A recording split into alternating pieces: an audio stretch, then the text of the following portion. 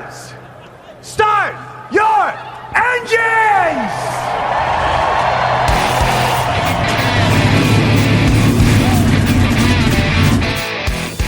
Hit the pace car! What for? Because you hit every other damn thing out there, I want you to be perfect! When I'm driving, I got a guy on the radio who talks to me. You can see him, but he talks to me. Well, I wanna be a race car driver. Pretty girls eating from my hand, yeah. Wanna live a life of fun and danger. No sweating working for the man, alright. Well, I wanna be a firefighter. Cool-headed when the heat is on, yeah. Save me, baby, from the burning building. Take all the way to sleepless on, alright. No, he didn't slam you, he didn't bump you, he didn't nudge you, he rubbed you. And rubbing, son, is racing. Hey race fans, welcome to the Hoobazoo Radio Network and welcome to Drafting the Circuits. My name is Frank Santoroski. I'll be your host for the next hour as we go over everything that hasn't happened in racing this week. Joining me in the studio is Richard Youden. Richard, how you doing, buddy? I'm good. Yourself? Oh, man, good to talk to you. But more importantly, I've got two other guys here. I've got Justin Melillo. Wait, me? Oh, hang on. They're more important than me? Thanks. Wow. Man, you just blew my whole introduction for these guys, okay? Anyway, so Seth Eggert, who's our regular panelist, and our new friend Justin Melillo, these guys cover eRacing and iRacing, and I mean, you guys accepted this kind of small potatoes job, in the background of your writing up stuff on the real races, but suddenly you guys are thrust into the national spotlight as the most skilled reporters to talk about this only racing we have. Because I have seen some stuff. I've read some stuff from Jim Melillo, from Marshall Pruitt, from other guys that they're just struggling to understand this. But you guys are seeped into this. You understand this well. And now you guys are front and center. So let's talk about the iRacing, eRacing, because NASCAR put on their first big e-race or iRace. I'm not sure which is which. Because e-NASCAR race. The e-NASCAR race, because you guys are smarter than me. And, man, they put it on TV, put it on Fox Sports 1, and had some great ratings. So, guys, let's break that down, and then let's talk about the things that the computer simulated racing and the other series are doing. Well, Denny Hamlin won the first ever eNASCAR iRacing Pro Invitational Series race. I believe it's supposed to be a 6-week season that they're going to have doing this, at least as of right now, depending on what goes on with the coronavirus. That being said, it was at Homestead Miami Speedway. It included 35 drivers. There were 5 that failed to qualify from the Truck and Xfinity series. It was an entertaining show, to say the least. There were, I believe, 9 cautions for 42 of the 100 laps, because we had about half the field that was very experienced in iRacing, say Hamlin, Dale Earnhardt Jr., Parker Kligerman, Ty Majeski, and we had some that definitely were not skilled with iRacing, like Jimmy Johnson, Kyle Busch, Kurt Busch. Some were even sharing or borrowing a rig from another driver. McDowell was borrowing the rig from Todd Gilliland. Kurt Busch went to David Gravel's house to borrow his iRacing rig. Maya Snyder went to eNASCAR Coca-Cola Series driver's house to borrow their rig. So okay, so when we're talking about a rig, yes, define this, okay? Because when I rig, I'm thinking a pickup truck, but this is not what we're talking about. No, it's not a rig in this sense. And Justin, after I explain at least my version, they can get very detailed. My personal one is literally just a computer desk with a wheel clamp to it, a monitor, and a computer tower. But these get way fancier, especially with sim seats and other brands. Justin, you're a little more knowledgeable than I am with that, so I'll let you explain. Well, I'm sitting in my sim rig right now. I've got an Obuto sim racing seat, and it's like one of those bucket seats that you would find in a real race car. I've got a widescreen monitor in front of me, and this is actually kind of bare minimum compared to some of these rigs that some of these drivers like Denny Hamlin, Kyle Busch, they all had during this broadcast on Fox Sports 1. It's crazy. It's crazy the amount of money that can go into these rigs, but they're basically just seats to race on, and you got a steering wheel in front of you, and you turn some virtual laps over on mainly on iRacing is what the majority of them are doing, but a lot of them are also going over to rFactor and other simulation programs as well. I have a quick question on that, actually, because obviously NASCAR has its own official game, NASCAR Heat 4, isn't it? So why did they use iRacing for this rather than the official NASCAR software? Well, although it's a bit of a kick in the for that one, isn't it? Well, although NASCAR Heat 4 is the official console game for NASCAR, iRacing actually hosts the only officially sanctioned esports series for NASCAR, and it has since 2010. Dale Earnhardt Jr. actually won the first ever, what's now the eNASCAR Coca-Cola iRacing Series event back in 2010. There was a time in which NASCAR didn't have any console games. That's one of the reasons why that happened. The other reason is most of the drivers actually have iRacing compared to NASCAR Heat. Yeah. I mean, it's hard times. They probably couldn't drop the $30 on it, could they? If you think about it one way, the NASCAR Heat game is more of a social game where you can pick up a controller and you can go head to head with your friend. Or iRacing, on the other hand, is where you're going to get most of these people putting thousands of dollars into the sim. Yeah, I mean, I used to do back in the day when iRacing first kicked up. I used to go. A couple of the drivers that I worked with in Formula One used to do it, and we used to go against them, and it just got depressing. Thank God. We'd sit there, and I remember we'd sort of sit there and practice for hours and hours and hours and get what you thought was a reasonable competitive lap time, and then a guy like Anthony Davidson would just rock up and go, "Oh, hi guys, saw him late," and within 2 laps was like 3 seconds faster than you. And you're like, "Yeah, screw you." Which Richard, I do actually have experience with something like that on the NASCAR side.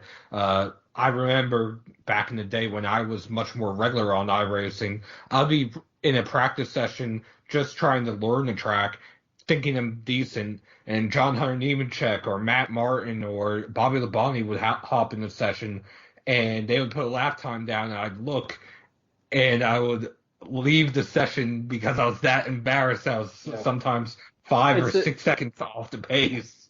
So, but that being on the NASCAR side, on the IndyCar side of iRacing, I picked it up 1, 2, 3. It was very easy, at least to me, and I've been very successful on the IndyCar side of iRacing. Granted, I cover the NASCAR side now, but back in the day, I remember actually being fairly competitive with Scott McLaughlin, with Will Power, Lewis Hamilton in the IndyCar on iRacing.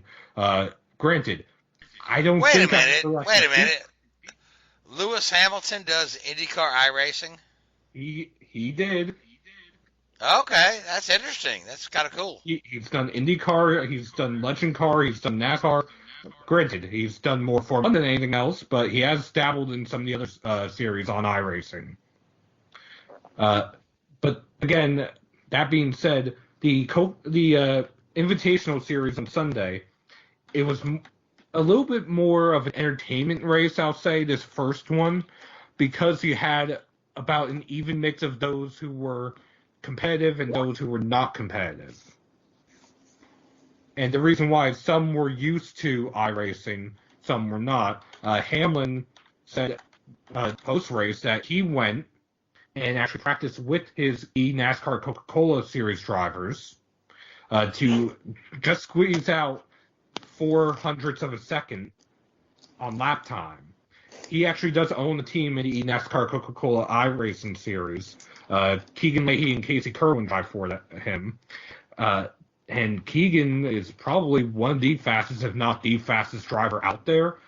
And Keegan was tasked with and created the fixed setup that the drivers will be using this weekend at the virtual Texas Motor Speedway. All right, so now while NASCAR is doing this, the Formula One had a iRace as well. The virtual Well, it was Bahrain F1 Grand Prix. It was the they used the official F1 2019 game rather than iRacing. Yeah, and they had 6 of their 20 drivers out of the race within 100 yards of the start finish line. It was awful, unfortunately. You had, I think they had like 2 races or something, and I think the first race was a normal race and the second race was a reverse grid. So you had, of the 20 cars or whatever it was, probably, I'd say 7 or 8 real world serious drivers. And only 2 of them were current F1 drivers. Yeah, you had Latifi and Lando Norris in there. You then had 4 or 5 esports drivers, for whatever better word, who were pretty, you could tell they knew what they were doing. And then you had a couple of celebrities thrown in there. You had Thibaut Courtois, who's a professional soccer player in Europe, and Ian Poulter, who's a professional golfer, and a couple of other names that I didn't recognise. I think they were probably the professional race drivers or the esports. But it was just, they need to do it one way or the other. They need all esports drivers or all Formula One drivers or all celebrities or something, because it was, the celebrity guys were probably pretty good in real terms, but when you put them up against, the esports drivers and the F1 drivers, they're not going to compete. And Lando Norris was hit in the first corner and all this sort of stuff. It was just something, they missed the boat. They had an opportunity. I think what NASCAR did was really, really good. The F1 thing I don't know if any of you guys saw it, but it was just meh. I saw it, and as I'm watching it, I have the Twitch stream up of the virtual 12 Hours of Sebring, and I'm watching both, and I hear from the virtual 12 Hours of Sebring, and Max Verstappen takes the lead, and I look and I'm like, oh, so that's why he's not running the F1 race. Well, he also said that he hasn't driven F1 2019 as a game. I guess he's mainly iRacing based. And he said he didn't want to jump in at the last minute and try and learn F1 2019 in a short period of time and make himself look stupid. Which is one reason why Brendan Gaughan, who was invited to the NASCAR deal, declined to enter that. I know Ryan Blaney declined initially because of his internet provider, although I believe he'll be in this weekend. Harvick and Almirola and Truex also were not in it this past weekend. Martin Truex Jr., that is. I know Truex and Harvick might be in it this coming weekend, though. So that's all good stuff. Now the IndyCar has launched their own as well. Yes. I believe they start on the 28th. They start this Saturday. And they've been doing like a little a vote for what will be the first race. A vote for, and I think I want to say that first race is going to be at Watkins Glen. Is that correct? It's come down to either Watkins Glen or Auto Club. Okay, so it could go either way. It could go either way. Both are tracks that IndyCar doesn't currently race on, but both are places that put on good IndyCar races. Well, to be fair, iRacing doesn't have all of the IndyCar venues because they don't have a lot of street courses, and the few that they do have, like Long Beach, is still in development, and I think Long Beach has been in development for 6 years now, but it's just one of those where the amount of detail that has to go into a venue like that, it takes the developers at iRacing time to put it all together. Now, do you know anything about the development process for getting this? Do they they use? Is it like very similar to like green screen technology in motion pictures where they put the little balls there and take a virtual thing and then? What, you mean to generate the tracks? Yes. They laser scan them, so that way they are accurate to the millimeter. And from start to finish, from the time they scan it to where they go and recreate it in the virtual world to it then being released to the public, the average 1.5 mile track takes somewhere around 6 months to recreate. A track that's bigger will obviously take more time. Smaller will take less time. That being said, for it to be on TV, iRacing has its own production crew that was essentially feeding the feed to Fox Sports 1. And I believe James Pike from Podium Esports was talking in the ear of both Jeff Gordon and Mike Joy and Larry Mack to explain to them exactly what was going on in some of the cases that were essentially some of the quick repairs and some of the unique features of iRacing. Very interesting, yeah, because it's like, because we're used to just watching a race, but now there's all these other factors in there. So, now let's talk about, now Justin, you've been quiet, so I want to bring you into the conversation. Now there's this one that's called The Race, and we've got people from different disciplines in racing here. So, talk to us a little bit about the one that's called The Race, because I think they had one already go off, and they've got another one coming up. Yeah, so The Race is using rFactor 2, which is another type of program like iRacing, like the F1 2019 game, like NASCAR Heat. It's just a different, program. It's a lot more. They can modify that program a little bit more, and you'll actually hear and see that a lot of teams will use rFactor for their real life testing. So, a lot of Formula One simulator software is based on rFactor. Right. In fact, so I think every one that I've ever worked with has been based on rFactor. So the race is going to have they already had one this past weekend. They're going to have another one. There's going to be legends for drivers aged 40 or older, and then that's going to have Formula One, IndyCar, NASCAR, IMSA race winner Juan Pablo Montoya. There's going to be many names on here. Tony Kanaan, I see Paul Max Trix on there. Pappas. Max Pappas, Adrian Fernandez, Brian Herta. So many names are going to be participating in this on rFactor. So it's just another, like, everybody's trying to jump on this esports, which is really great to see. I love NASCAR, what they did this past Sunday. I love what they're going to be continuing to do and everything that's going with that. There's been a lot of that going on with iRacing, and then you also see it with rFactor. You see it with the Formula One game. You see it with even they're doing a race right now on NASCAR Heat. It was pre-planned, but they're doing some preseason stuff on the NASCAR Heat 4 that they're broadcasting through NASCAR. So everybody's jumping on esports, and Formula One, IndyCar is no different. They're doing this. I feel like the race was the first one to get it, where they had something and had a list of drivers and put on an event before anybody else. Yeah, I think they had I think they had it organized maybe a little bit better. I know the Replacements 100 actually took place beforehand, but that wasn't sanctioned by NASCAR itself, and that was more something cobbled together by TJ Majors and Kevin Hamlin. Right. All right, so let's talk a little bit about where we can watch this, okay? So now we know the NASCAR stuff is on Fox Sports 1.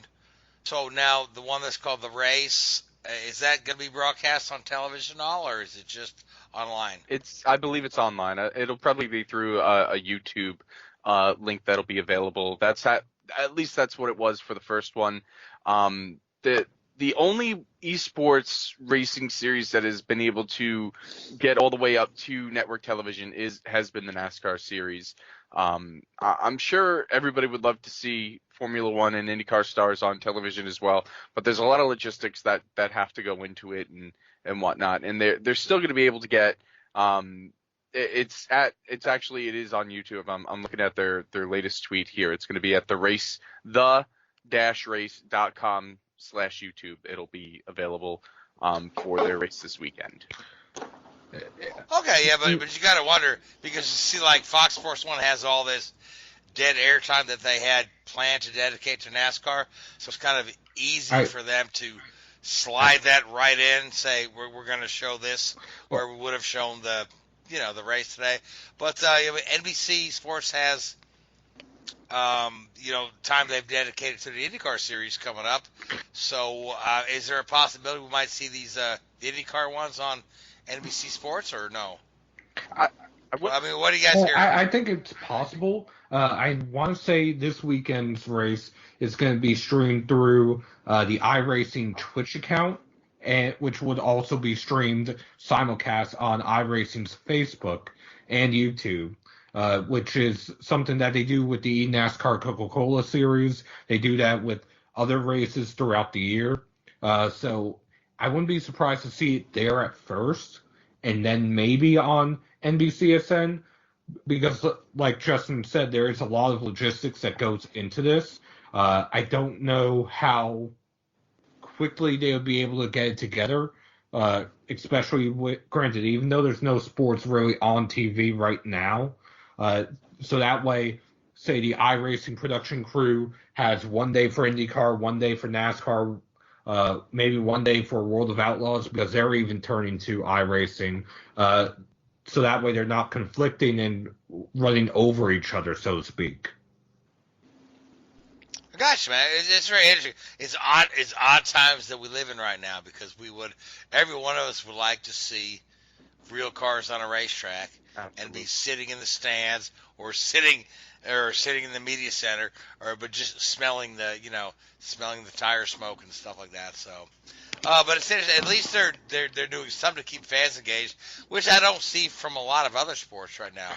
You don't see like a virtual hockey or virtual basketball going on. So you got to hand it to the auto racing community to try to at least present a show for the fans. Agree? Disagree? Well, one reason why that is, and Justin, I'm sure you can back me up on this, is with iRacing, rFactor, those two in particular, you could actually take what you learned from those two series and maybe translate that in the real world.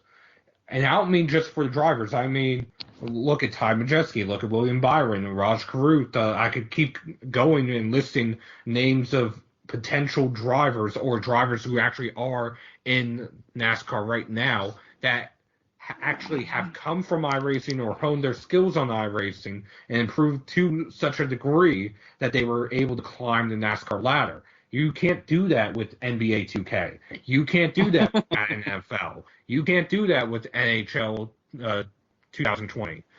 It's only something that is unique to motorsports. I think Denny Hamlin definitely said it best on Sunday after he won. It gives the regular fan the opportunity to go out and simulate, what's actually going on the real track. He says there's no other sport like Seth just said, like NBA players can't go out, they can't go play NBA 2K and put it on TV and make it look like the real thing. You can't go out and play Madden and make it look like the real thing. There's animation. They're not actually throwing the ball around. These guys on iRacing are holding a steering wheel, are pressing pedals.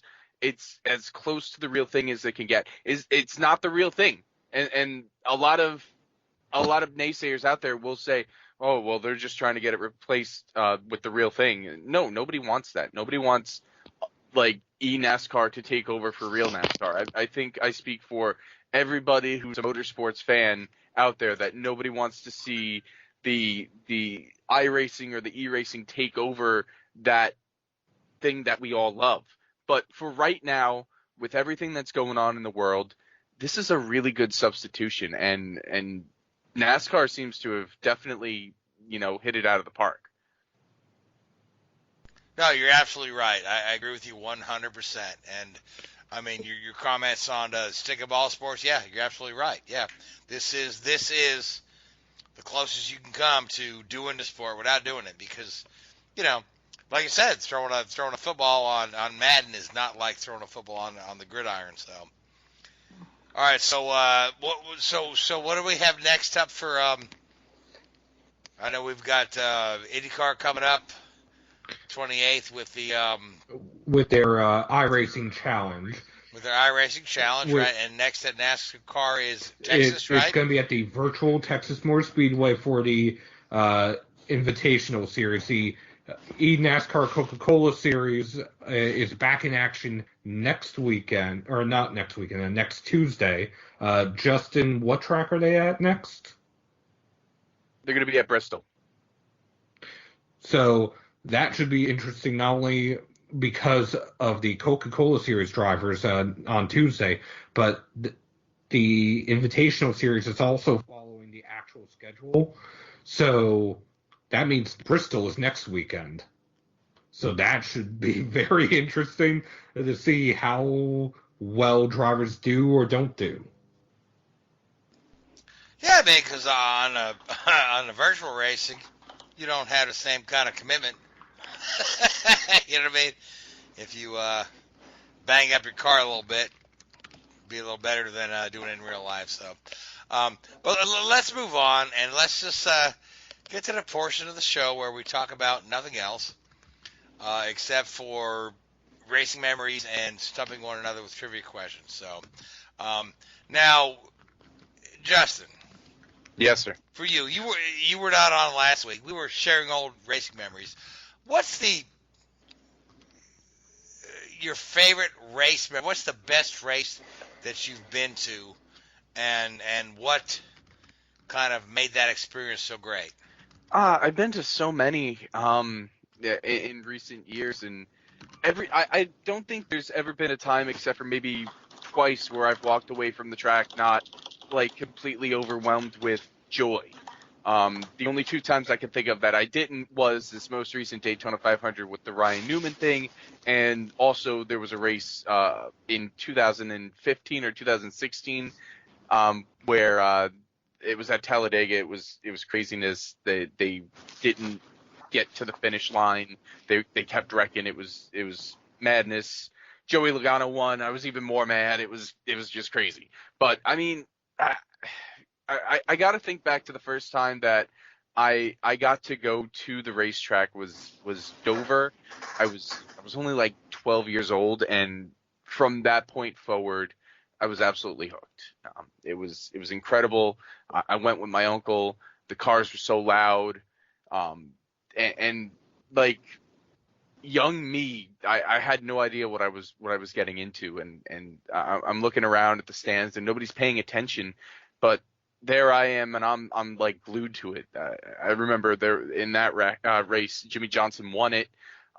We were sitting up in turn 3, back when Dover had like grandstands as tall as Bristol used to have, and it was a really fun moment for me, and definitely sparked my interest in NASCAR going forward. I had already been a fan for many years.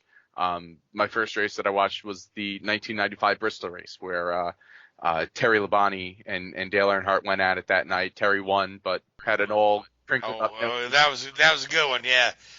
Terry had a smashed up car in the in Victory Lane. Yeah, I remember that one well. Yes. Yeah. So my history goes back pretty far, and like I said, there's not many races that I can say that I didn't walk out of the track with a smile on my face. Oh, good stuff, man. Now, like Seth, you've been to a ton of races too, man. What's your favorite race memory? I actually have to think about this one because I've been to a lot of races going all the way. Okay, we can switch to Richard while you think about it. Yeah, switch to Richard for a moment. Now, Richard. Yep. Richard, I have a question for you that's not related to this one. Okay, fire away. So you how did you switch from working in Formula One to working in NASCAR? Oh boy. So my wife is originally from Kansas City, and we'd lived together in the UK for four and a half years, I guess it was. And I knew a couple of people that worked over here in for one of the NASCAR teams, and because they used to work together at Williams with me, and we actually came over to visit her family, and I was just on LinkedIn or whatever it was, and I said, I'll send you a message, whatever. didn't really think anything of it, and then he messaged me back saying, "Oh, it's good, it's good, it's good." You wouldn't be interested in coming over here, would you? Because we need somebody just like you. And it all just fell into place within the space of about 6 months. I ended up over here. So that was the background to it, really. And at the end of the day, it's a lot more similar than people make it out to be. Yeah, the cars are very different, the technology is very different, but the desire and the ultimate aim there is the same. The ultimate aim is to win and be competitive and be fast. And in a way, in NASCAR, it's a little bit easier because you're dealing with far fewer variables and far fewer technical variables. So you've just got to pick an area to work on, and if it works, it works. That's half the problem, because they don't have all the simulation tools, they don't have all the fan understanding. The driver input is a lot more different. You could have a Hendrick car that Jimmy Johnson's winning every weekend and give that to Kyle Busch, and he won't be able to win a race in it, because it's far more driver style and driver orientation. How loose do you like the car? How tight do you like it? Do you want a long run car? Do you want a short run car? How can you manage the tires? So in NASCAR, it's a little bit more what I would call fluid, the engineering, whereas in Formula One, it's far more analytical and critical. You put anybody in any car, and they'll match the performance of that car pretty quickly. That's very interesting. Yeah, I've kind of heard stuff along those lines. Like you said, if you take the worst guy on the Formula One grid and throw him in the Mercedes, yeah, that he'll win a race. Yeah. And going back to the sort of the first question, I guess, for my best race memory was the Coke 600 that Austin Dillon won. I actually went as a fan. I wasn't working with the team that day. I went down there with some friends, and we stayed in the campground there, and we were just sat amongst the regular punters sort of thing up in the grandstands, and it was quite a race, sort of 3/4 of the way through it, or 2/3 of the way through it. There was a lightning storm came through, and we had to evacuate back to the campsite, and the night before, actually, there was a tornado came through the campsite and all this sort of stuff. It was quite an eventful weekend, and then we won. On fuel mileage, but you still got to make the call. And Justin Alexander, it's his first race back as a crew chief for Austin, made the call there and got that right. And then because obviously it was over the holiday weekend, everybody else had the Monday off, but we were testing in Richmond the following week, starting on the Tuesday. So I got home Monday. I got home at some ungodly time, and then had to end up going straight into work to finish off some parts for the test that they were using in Richmond the following day. So I didn't really have much time to celebrate, unfortunately. But that was quite eventful. I remember that very, very clearly. Yeah. Now, were you part of the team when Austin Dillon won the Daytona 500? No, unfortunately not. That was about 2 or 3 months after everybody left, which was a shame, because that money could have saved a few jobs there. But anyway. Yeah, I just want to double check, because our old friend Gray, who's he's recovering. Gray's been ill, but he's one of his favorite memories is being part of the Daytona 500 winning team with Ward Burton. Yep. And he every now and again he'll post a picture of his ring that he got for being part of the winning crew chief, or the winning team, and the thing. So I was like, Gray, I just wanted to let you know that we're thinking about you, and hope you're doing well, and can't wait to get you back at the show. Now, Seth, you're ready for me now? Yeah, I had to sit back and think about it for a little bit, and the reason why... Hey, I understand that fully. The reason why is there's two specific races that I remember vividly growing up going to. The 1996-1997 truck races at Flemington, New Jersey, the old square flat racetrack in the middle of, essentially nowhere in New Jersey. And I'm very familiar with Flemington. And the reason why I would turn to that, even though driver I'm going to talk about didn't finish either race, Charlon Blue at the third.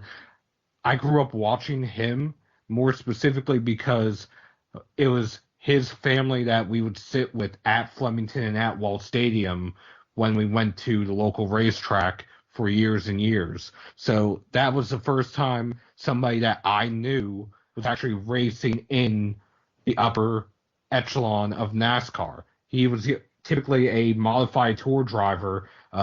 He won a handful of races in the NASCAR modified tour, won multiple championships in the weekly racing series at Flemington and at Wall Stadium. Unfortunately, he passed away in an accident at Thompson International Speedway in 2007, I believe it was. But it's one of those where I actually got to see somebody I knew race, and I don't know if there's anyone who, I don't know if there's any way I can describe it, because that's essentially wanting to be a racer was something I always wanted growing up. So to be able to actually know somebody who did race that well was special. Yeah, that's good stuff, man. Yeah, because I tell you, I grew up in a racing family, and I would I tried my hand at racing. I really did. I tried my best. It turns out I actually wasn't good at it.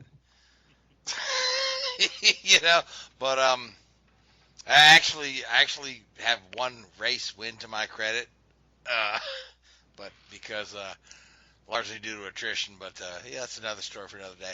One more than me, don't worry. There you go. Yeah, One more yeah. than But most it was people, so. oh god, but it's a solo 2 event, where we're driving the little cars around cones and parking lots. But yeah, I had said the best time that day in a Subaru. But but I digress. But one of my greatest racing memories is going to the Formula One race at Watkins Glen in 1979. We got there on Thursday. We had a heck of a time getting there because the weather was so bad. Then our buddy Fred had met us there, and he drove his motorcycle in, and poor old Fred had icicles in his beard because the weather conditions were just that bad. So I guess we got there Wednesday night, slept in the tent, go up to the track Thursday, and it's just like raining like crazy. We're standing in like a half-inch of mud, wearing the $1 ponchos, that you can put on, and there's like 4 or 5 cars on the track, then there's 2 cars on the track, then there's 1 car on the track. That last car on the track is Gilles Villeneuve, and he keeps going lap after lap after lap. The only guy on the track, and we're watching him, right? And it's like, it's just like unbelievable that this dude's bravado in the rain, right? And it was like a couple of years later, I read the actual story where during that the practice of the qualifying session that Jody Scheckter had gone out early in the session and was pretty confident he set the fastest time, and then when he saw Villeneuve's time, he was like, oh, Villeneuve beat me by 11 seconds. 11 seconds a lap. And this is just this guy out there going again and again and again while nobody else is on the track. And I've got a couple other friends that I've met over the years who were there that same day.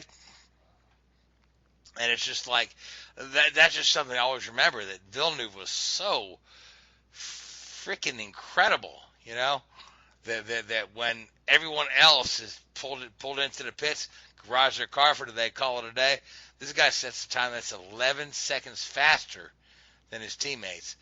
And then, on Sunday he won the race, so that was pretty cool. The other one for me was 1996 Road America IndyCar race.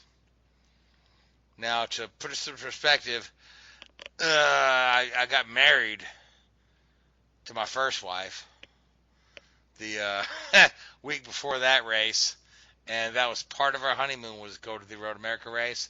Yeah, she wasn't pleased with that, but hey, I'm not married to her anymore. But that was just a neat little race because I'm a big Michael Andretti fan. Michael Andretti was always my favorite race car driver. Growing up, I watched Michael through Formula V, Formula Fords, Formula Continental. Michael was always like my go-to guy. I've probably watched every race Michael's ever been in. And on this day, last lap, Al Unser Jr. is just about to win the race.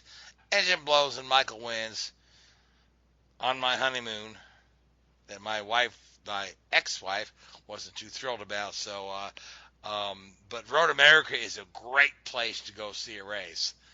And you can spend your whole day walking around and watching that track from different vantage points because it's a 4-mile long road course. So there we go. So now, Seth. Yes. You have a trivia question to stump Richard with? Okay, let's see if he gets this one. I have talked about this on the show before, so let's see if he remembers this. In 1950, Bill Rexford won the championship because Lee Petty was penalized. What was he penalized for, and how many points? Jesus, Seth, you are a taskmaster. Okay, well, here, at least answer what he was penalized for. I'm glad I'm not answering this question. I would have no idea. He was penalized for a engine with too much displacement. No, if nobody else has gotten this, I'll let you in. He was penalized for competing in a rival racing series. And he was penalized 809 points, which was the exact amount of money he made racing in that rival racing series. That 809 points put him at a 300-point deficit to Bill Rexford, the 1950 NASCAR champion, the only NASCAR champion for the Cup Series that's not in the NASCAR Hall of Fame. Okay, Seth, you have gone to the absolute obscure right there. Wow. Okay, I'll throw my trivia question out. It's not quite so obscure, okay? So, we all know that Lewis Hamilton is inching up on Michael Schumacher on the all-time list, okay? So, right now, Schumacher's still number 1, Hamilton's number 2. Who's number 4? Justin? I have absolutely no clue. Did Richard just go away? I don't know. Richard, are you muted? Well, I'll take at least a second guess, and you could say that this guess is from Richard. Oh, I'm back. Okay. I'm sorry. Okay. So, all right. So, did you hear the question? Sorry about that. Did you hear the question? So, who's number 4 on the all-time win list? Who's number 4 on the all-time win list? Yep.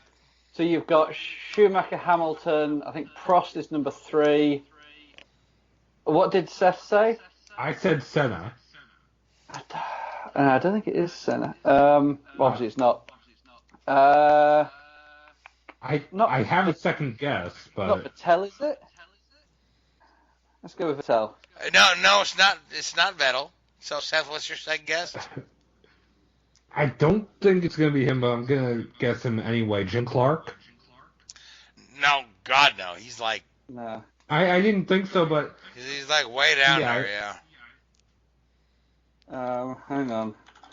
But you guys are all around it. Oh, who would it be? Oh, come on, it can't be that. Lauda? No. No. You guys are all around it. You're mixing up. Okay. Yeah, So you're mixing up third and fourth. Yes. Yeah. Alan Prost. Yeah. Alan Prost. Yep. There we go. Because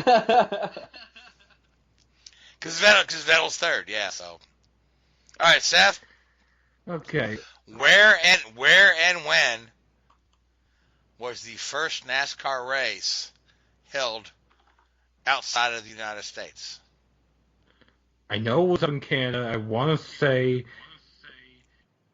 it might have been at Exhibition Place. It was in Canada. It was not an Exhibition Place.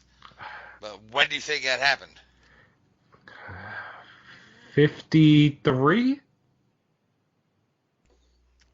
That's remarkably close. I know it was in the early 50s. That's the thing. I want to say it was in Toronto. It might not have been Exhibition Place, but I think it was in Toronto. And I'm just trying to remember which year. Well, 52. Okay. Very close to Toronto. Was it that track in Ontario, just across Niagara Falls? Yes. I Yes. don't know the name of the track, but I know Stanford Park. Stanford Park in Niagara Falls. Yeah. Uh-huh. Seth, that's awesome. Yeah. All right, now Justin, you got a trivia question for us? Sure, and of course I'm going to keep my NASCAR centric because, and it should be an easy one. It should be an easy one, being that we're dealing with the postponements with the coronavirus right now. The last time that a NASCAR race got postponed was due to 9/11. That was New Hampshire, and that got pushed to after the season had ended. But before that, what was the race prior to the September 11th attacks that had got postponed? Are we talking weather postponements or just any postponements? I'm talking like they had to move the race date to later in the year. Was it Atlanta because of blizzard and it was run Easter weekend? Or I've heard this story before. I remember the Atlanta race because I woke up and it was snowing everywhere around me. And I'm like, okay, I don't have to go to work today because we're snowed out. I'm going to watch a NASCAR race. Turned out it was snowing in Atlanta, too. So there was one actually a little bit sooner than that one. I believe that one was in 1993. But there was one that was a little bit sooner than that. The Daytona July race because of the forest fires. There you go, bingo. 1998, the Pepsi 400 got postponed to October. And that was the first race I on the remember night. that, yeah. Yes. All right, now Richard, you got one to stop us? Okay, now this isn't something I know the answer to. This is one I've stolen off the internet, so bear with me. Oh, you don't even know the answer? No, God, no, I've never even heard of this guy. Hey, I'm not, I'm all about it. So, who was the first IndyCar question? Who was the first driver to finish last in the Indianapolis 500 3 different times? 3 different times. Yeah. Ouch. So, I'm just going to guess because of the Andretti curse that it's Marco Andretti. No, I'll break it down. It was in the 70s. And it all happened in a 4-year span in the 70s. That's tough.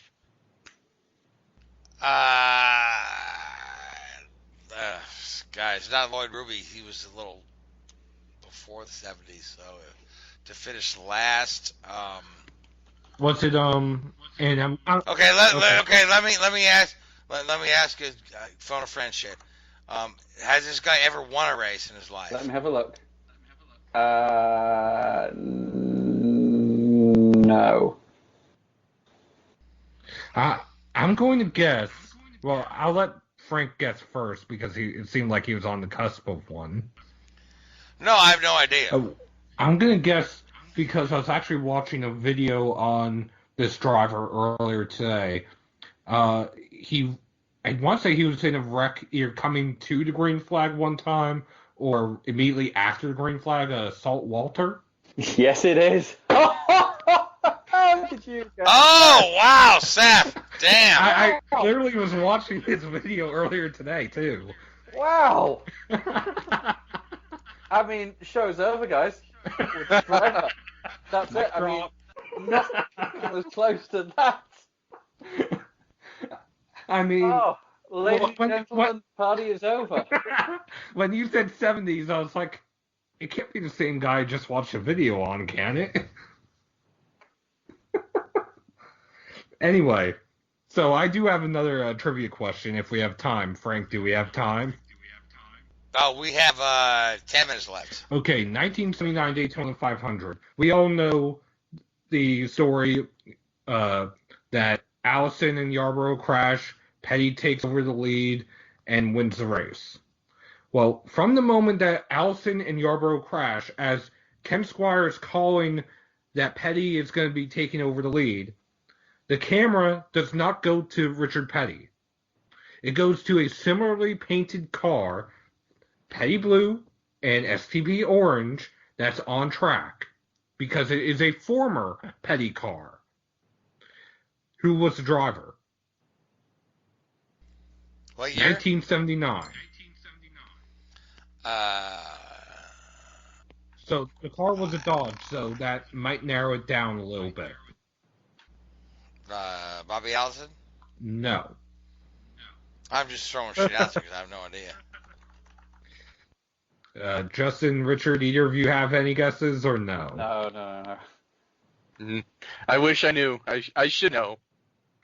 Buddy Arrington, who was a longtime Chrysler fanatic. All right, Seth. Hey, You're getting way too you obscure. told me to go for obscure ones, so I went for obscure ones. Well, no, not that obscure. Okay, Richard, what else you I've got one got? more. Who holds the record for the most laps led in a single Indy 500 race? Without winning or with winning? I think he won it. Let's have a check. Yes, he did win it. It's early on. There's a guy that led 197, 198 laps.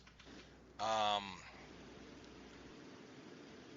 just going to take a stab at it and say Maury Rose. No.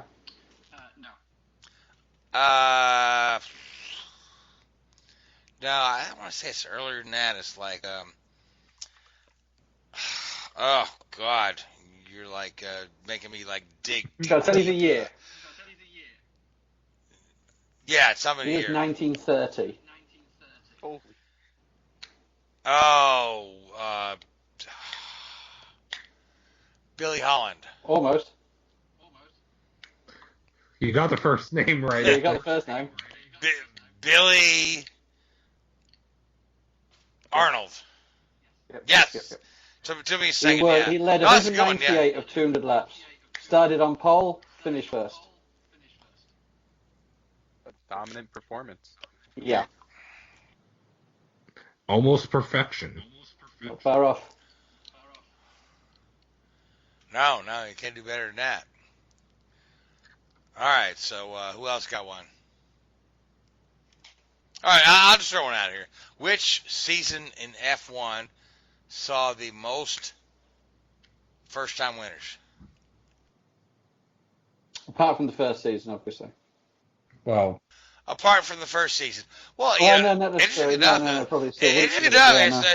Speaking of the first season of Formula One, did you realize, other than the Indy 500, which was technically counted as a race, if you discount the Indy 500, do you realize that the same